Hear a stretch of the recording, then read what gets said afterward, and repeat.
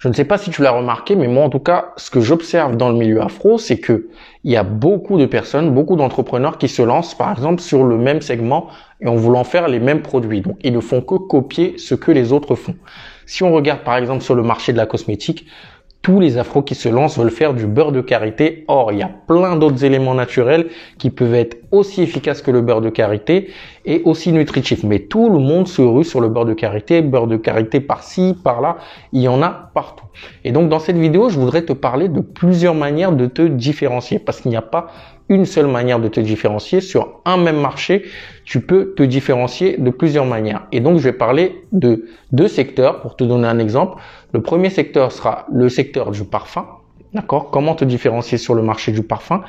Et le second secteur sera le marché de la basket. D'accord? De la basket de sport notamment.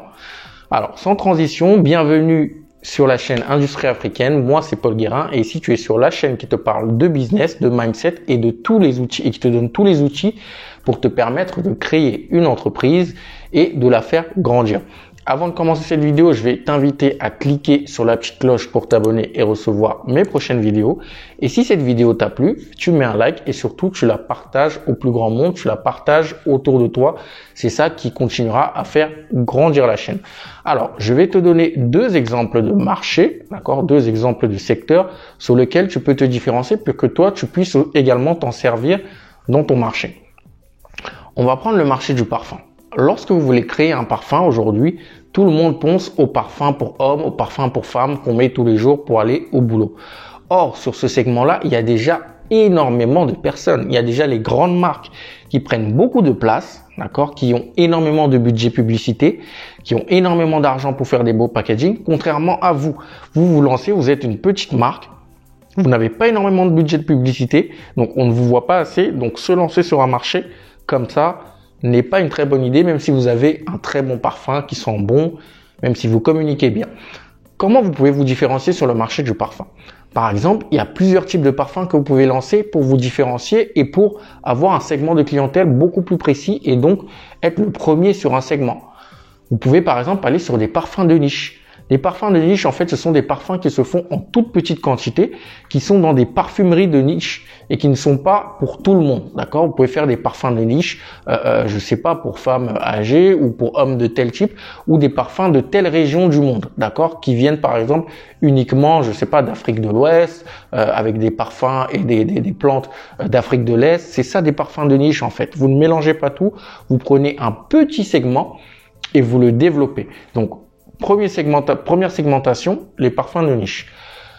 Vous pouvez aller sur les parfums pour enfants parce que vous avez déjà vu, je ne sais pas si vous l'avez, il y a également des parfums pour enfants. Donc, vous pouvez vous spécialiser sur la parfumerie pour enfants. Troisième spécialisation que vous pouvez faire sur le marché du parfum, c'est le marché des parfums pour chiens.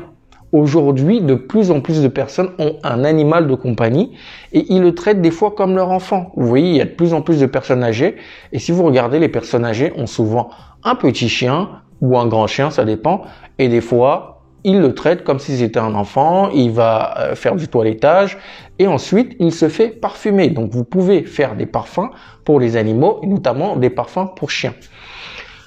Troisième ou quatrième moyen de se différencier sur le marché de la parfumerie, c'est la brume. Il y a des gens qui ne supportent pas le parfum, qui ne supportent pas l'alcool.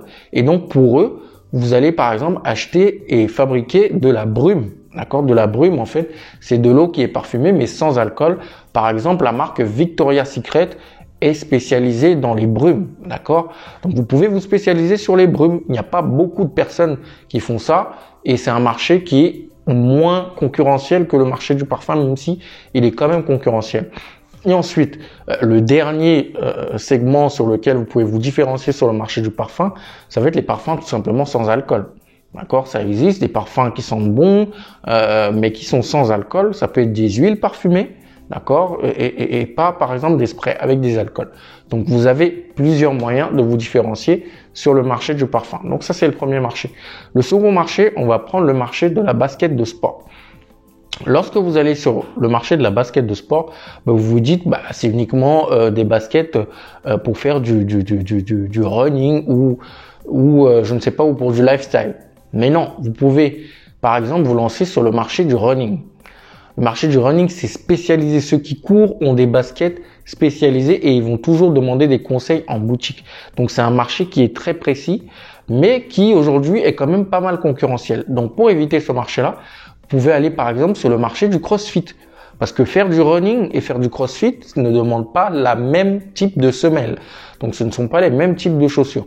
Vous pouvez aller sur le marché de ceux qui font de la randonnée, donc des baskets pour ceux qui font de la randonnée. Vous pouvez aller sur le marché de ceux qui font des sports collectifs, de l'athlétisme, le marché des alpinistes. Vous voyez, il y a énormément de choses où vous pouvez en fait vous segmenter et vous n'êtes pas obligé d'aller sur un marché où vous prenez trop de monde. C'est mieux d'être premier sur un tout petit marché que d'être 20e, 100e sur un très grand marché. D'accord? Lorsque vous vous spécialisez comme ça, en fait, à partir du moment où quelqu'un va chercher, imaginons que vous vous spécialisez sur les paires de baskets pour le CrossFit, lorsque quelqu'un voudra faire du CrossFit, la première marque à laquelle il pensera, ce sera la vôtre. D'accord? Alors qu'aujourd'hui, si vous vous dites vous faites juste de la basket de sport, il y a Nike, Reebok, ASICS, énormément de marques sont déjà placées. Puma, tout le monde est déjà placé dessus. Alors que si vous vous segmentez uniquement, bah, tout le monde saura que c'est cette marque-là qu'il faut aller chercher. Par exemple, les sports de combat, si on veut faire de la boxe, la première marque à laquelle on pense, c'est Everlast. D'accord? Parce que les gants, ils sont spécialisés dans les produits pour les sports de combat. Donc, voilà ce que je voulais partager aujourd'hui avec toi, surtout pour te dire que se lancer, c'est bien. D'accord? Et c'est un premier pas. Et si tu te lances, je t'en félicite. Mais essaie de regarder autour de toi comment, justement, tu peux segmenter encore plus ton marché. Parce que si tu rentres sur un marché où il y a énormément de concurrence déjà, bah, tu vas avoir du mal à te démarquer. Alors que si tu segmentes encore ton marché, bah, tu auras plus de chances d'être le premier ou l'un des leaders sur ce marché-là et de ne pas être le dernier ou l'avant-dernier ou le 120e sur un très grand marché. Pour te donner mon exemple, la boîte à fournisseurs, bah, ça peut être pour tout le monde. Mais non, moi j'ai décidé d'aider les solopreneurs et les petites entreprises à trouver des fournisseurs. Donc voilà ma segmentation, d'accord? Donc essaye de faire la même chose pour ton entreprise. N'essayez pas de copier ce que tout le monde fait parce que forcément ça ne va pas marcher. Si ça a marché pour quelqu'un d'autre, ça ne va pas forcément marcher pour lui. Vous n'êtes pas à l'intérieur de son entreprise pour savoir comment il fait. Donc, essayez-vous de vous différencier et d'être le premier sur un tout petit segment.